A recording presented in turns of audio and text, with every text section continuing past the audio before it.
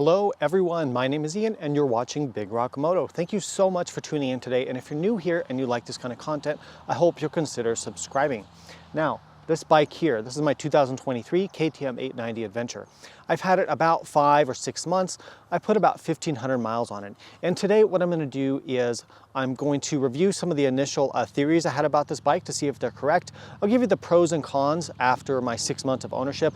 And I'm going to show you and talk you through some of the modifications and accessories that I've put on the bike. So first of all, I had 2 theories that I wanted to kind of test out when I purchased this bike and sold my R1250 GS at the same time. Number one, my theory was that I think that the midsize adventure motorcycles, and I know midsize is a relative term because to some people this is already a huge bike, but if you compare it to a 1200 class adventure bike, this is a whole step smaller than that, therefore midsize. So anyway, back to my point.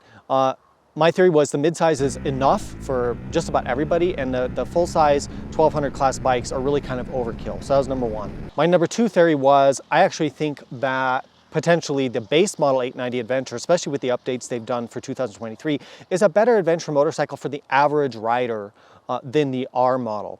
Lower seat, more comfortable, better windshield, longer warranty, lower center of gravity, all those sorts of things. So let's talk about theory number 1. Personally, so I sold my 1250 GS and I bought this.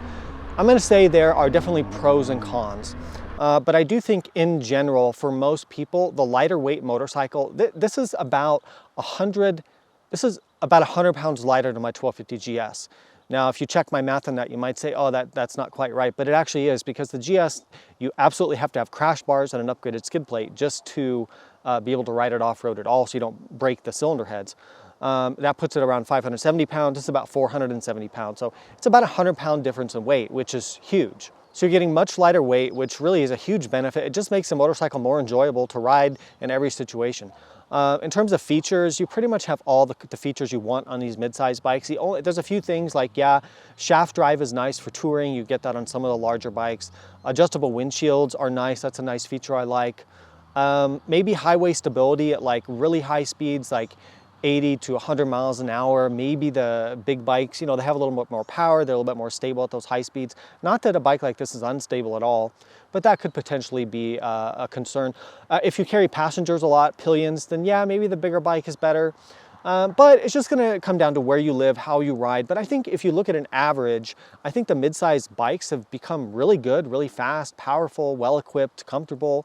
And, you know, also they're a lot cheaper than the full-size bike. So I think basically I still agree with my initial theory on this one. So theory number 2, is the base 890 Adventure a better adventure motorcycle for the average rider than the R model? And I still think that's true after having this for a while. So here's the thing. The base model, not only is it less expensive and you get a 2-year warranty versus 1-year warranty, the seat height is noticeably lower. The motorcycle feels lighter because everything's lower to the ground. It's a better road motorcycle, street and touring motorcycle because the center of gravity is lower, it handles better, the suspension is better for the road than the R model, it's smoother, it rides better. You have better wind protection, you have a more comfortable seat, you have, what else? What am I missing? I guess those are the main differences. The low front fender, so it doesn't catch as much wind on the highway. Now, there's a huge exception to what I'm saying here.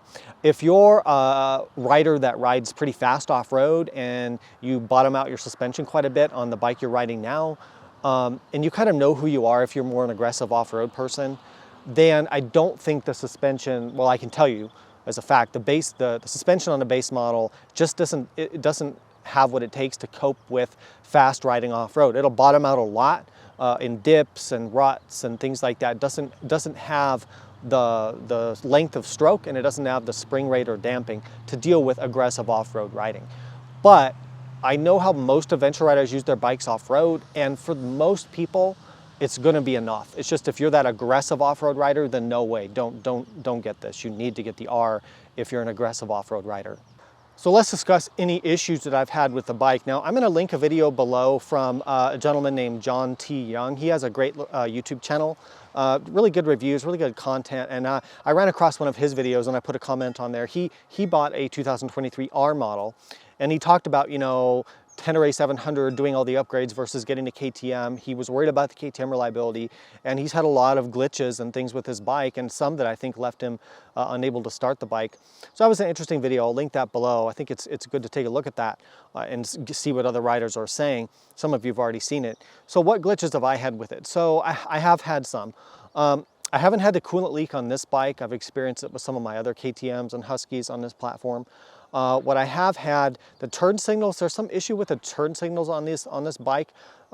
Once you put the tech pack on and do that, it seems to change something in the software. And a lot of times when I use my turn signal, I get a big thing on the dashboard saying turn signal failure, and the whole dashboard's flashing. And the only way, and I can't use my signals at that point, the only way for me to correct that is to cycle the key on and off to reset the dashboard. So that's kind of annoying, and it happens to me pretty much on every ride now. And I don't think KTM has any fix for this yet.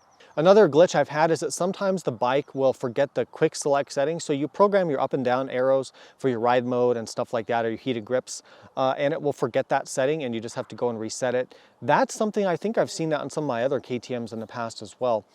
The bike still also has the cold start issue, so you may have heard of this. What they do is that they start really rough, and they don't really want to start when the engine's cold. So it doesn't really matter the outside temperature. Like even this morning, it's like 75, 80 degrees Fahrenheit, which is pretty warm, and the bike wouldn't really start. I had to give it a lot of throttle. It was running rough on one cylinder.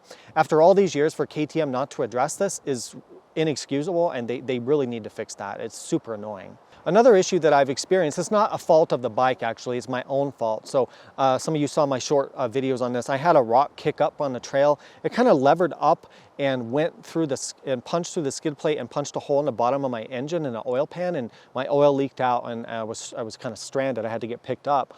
But that's not the fault of the bike. I mean, it was a really rare random occurrence. I've never had that happen before.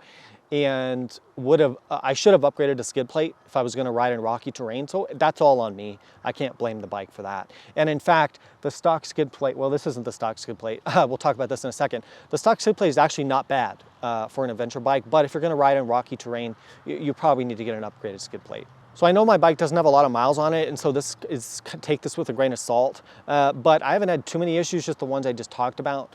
Does the reliability concern me? Yes, it's a thought on my mind all the time. KTM seems to have some ongoing issues with their durability, with their quality control, with software glitches, with component failures. I know I ride with some people who've had completely failed engines on their 890s. I've seen the shock failures. I've had the shock failures myself on the previous bikes.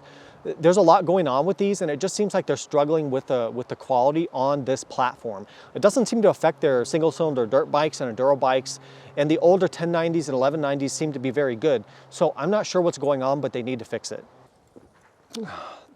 That's annoying. Why does Coke Zero have to be so good? I know it's not really good for me, but let's talk about some of the modification and accessories I've done to this 890. Let's start with the suspension. So I made some teaser videos about what I did to the suspension. So a lot of people said, you know, if you're spending money on suspension, why didn't you just get the R model to begin with? Well, that is probably true, and I'm going to cover that in a second. So here's what I did to the suspension. I put in Andriani fork cartridges, and by the way, I didn't get sponsored for this upgrade. I did have to pay full price for this stuff. The Andriani fork cartridge kit, which is built to your weight and riding style, you fill a little form. Different springs, different valves, different oil. Pretty easy to install. And then in the back, I just replaced the shock. I got a Hyper Pro shock. It's got high and low speed compression adjustment. It's really nice. It's set up for your weight and riding style. So the suspension travel is kept the same at 200 millimeters or about 8 inches of travel. The total cost of the suspension upgrade was around $1,900 US. So that's a lot of money. And if you think about it, the price difference between the R model and the base model is only like $1,300. So just with the suspension, I've already spent more than I would have if I bought the R model. Now, was this a good or a bad idea? So it's not black and white. You know, the ride is really smooth and plush and well controlled, and it does ride a lot better than stock. I will admit that. However, is it worth almost $2,000? I'm not so sure. I think if you want to retain the lower seat height and a better handling of the lower bike, I think it can be worth it. But for me, the way I like to ride off-road and ride a little bit faster, it still doesn't have the travel and the ability to absorb big hits at higher speed that I'm looking for. So I'm still bottoming it out quite a bit. Now I weigh about 200 pounds, or about 90 kilograms. That could be part of it. I ride a little bit faster. That could be part of it. And I should have got the R model. So was it a mistake and a waste of money? For me, probably this was a mistake and a waste of money. Yeah. For you, it might not be. Just depends on what you're looking for. I have nothing against these companies. I think the products are pretty good. It rides very well, and I can ride the bike pretty fast, but I bottom it out. So I'm not so sure. It didn't really work out for me, but that doesn't mean it's not right for you. So let's talk about crash protection. I learned this the hard way after putting the hole in my engine, which I already mentioned. So SW Motec was very kind. They sent out their skid plate for the bike. It's, you know, like I've come to expect from SW Motec, incredibly well engineered, so precise, very strong, pretty easy to install.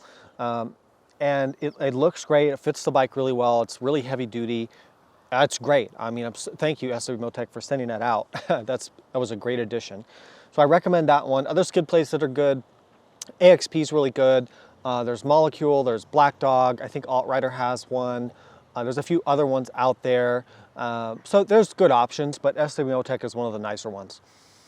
For handguards, I always go with a Barkbuster VPS handguards, the 2-point mount, and they're custom for the 890s. And they fit really well if you're using the stock handlebars, which I am on this bike. So highly recommend the Barkbusters. When you drop the bike, you protect your levers, you protect your hands. You really got to have that. The factory handguards of plastic, they're okay. They could probably last you a few years, honestly, for most people, but it's like 150 bucks. I just change them out to the metal ones, and then I have the confidence. Let's talk about navigation. So I have the Garmin Zumo XT, which I always run. I might upgrade to the XT2 soon. I just haven't really decided. And I'm running the Vanash Motorsports mount. So for 2023, KTM changed the mounting for the GPS. So if you have an older mount, it's not going to work on the new bikes. So Vanash sent me theirs, and it's great. It mounts up super easy. It has an adjustable position there. Cannot recommend that. Can't recommend it enough. It's a great product. All of Vanash's products are great. Check them out for the adventure bike parts and stuff. Go to their website. I'll link that below. A couple factory accessories I have. I got the KTM factory heated grips at delivery, and I got the KTM factory center stand.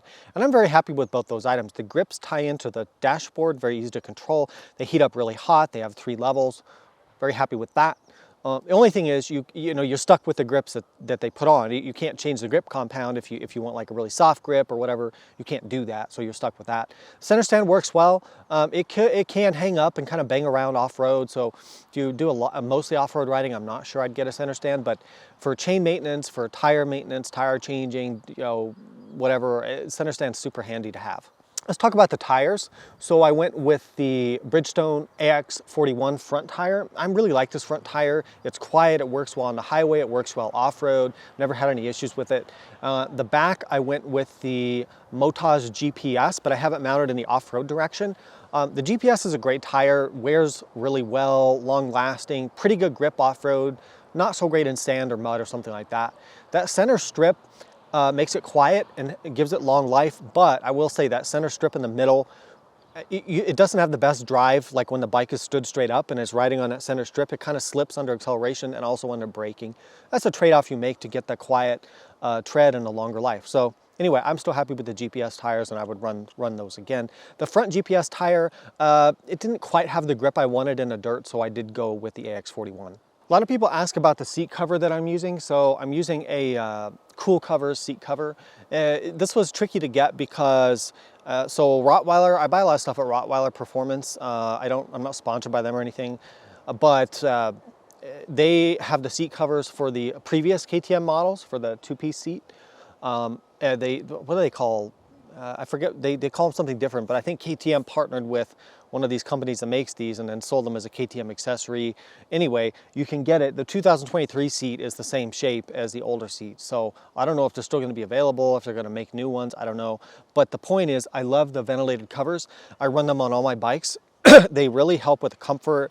You don't sweat as much. You don't get a rash on your butt from all the sweat. No, it's too much information, but that's the truth. And yeah, they're really comfortable. I like them a lot. So for luggage on this bike, a few things. Tusk Olympus tank bags, they fit the 890s so well. The slope of the tank, it just fits perfectly on there. This is the smaller one. I also have the larger one, which I usually use, but I just switched out to try the smaller one. But either one, I'd probably recommend getting a larger one. The small one's a little bit on the small side. You can push them far forward up towards the handlebars or out of the way when you're standing. It just fit the bike so well. And I like these Olympus bags. They've got a place on top to put your gloves. They've got a sunglasses holder. They've got good compartments. It comes with the rain cover. I've never had an issue with them. Really like the Olympus products. The rear tail bag that I run for day rides a lot of times I'll run without the panniers and just the tail bag. That's a Rig Gear, it's the Adventure one. It's the larger tail pack. I also have the smaller dual sport model. I'll link both of them here below. But they've been great. I've been running these for years, never had an issue with them. They're not waterproof, so if you need waterproofing, you're gonna have to put a dry bag inside. Luggage racks and luggage. So Outback Motortech racks, they fit pretty close to the bike. I have the asymmetrical ones that fit in closer. I don't like the really wide ones. You know, they mount up really easily, they're strong. And then I have the Moto Backcountry 35 panniers. I love these panniers, what can I say? They're the best soft panniers out there. So well made, so durable, modular, you can add different bags to them. Easy on and off with the pucks, just bomb proof and just work. For my mirrors, I don't like the stock mirrors, so I swap them out to the double take adventure mirrors. You can buy these. I'm going to link them below, probably to Rocky Mountain. Amazon also sells them. And also, please use my affiliate links when you're buying this stuff. It really helps support the channel. I love the double take mirrors. A lot of you are familiar with them. I run them on all my adventure and dual sport bikes. For lighting, so Cyclops Adventure Sports, they sent out their Mini Explorer LED light bar kit. So these are pretty incredible for a couple reasons. One, they're easy to install and mount. They mount kind of underneath the fairing here on the 2023 model. They're easy to wire in, and you can choose different options for dimmers and different switches and what you want. For me, I like to tie my lights into my high beam switch. So I have them set up for a lower intensity on the low beam, and then when I hit my high beam switch, it goes to full intensity. So at night, when there's oncoming traffic, I'm not gonna have to reach for a second switch to dim my lights, because these will blind people, it's dangerous. I just use my factory switch to dim them down. They're 15,000 lumens, which if you know lumens is a crazy amount. It's like the sun. I mean, it's ridiculous. So they light up amazing at night.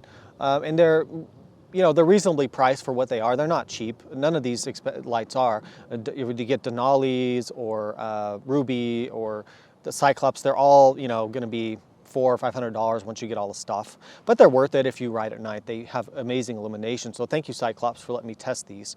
Another electrical update I did was I went to the anti-gravity lithium battery. These bikes come with a lead acid battery still in 2023. Lead acid batteries are heavy. They don't have very good storage. They're more susceptible to like temperature changes and stuff like that. I just don't like them. So I like the lithium ion batteries, and the anti-gravity is a very proven battery. So they sent that out, and it saves about 5 or 6 pounds of weight, gives you more cranking power, more reserve power. It allows you to run that battery down really, really far without damaging it, which you can't do on a lead acid battery. So if you're charging stuff at camp or charging a phone or cameras or whatever it is, running your GPS when the bike's off, you don't have to worry about it as much as you would with a lead acid battery. So that's about it for the mods. So in summary, my 1,500 mile review, despite some of the downsides and the very serious reliability concerns that I do have with these, it's still my favorite adventure bike because it has the best power to weight ratio. It's got the best electronics. It's got great suspension, especially if you get the R model. They're very durable for crashes. The fuel tank protects the engine. You don't need crash bars. They're fun to ride. I just love them.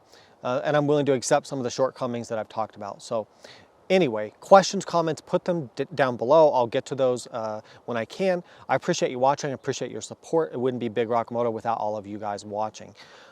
Please support the channel. There's ways to do that in the description and a pinned comment below. Other than that, ride safe, and I'll see you out there.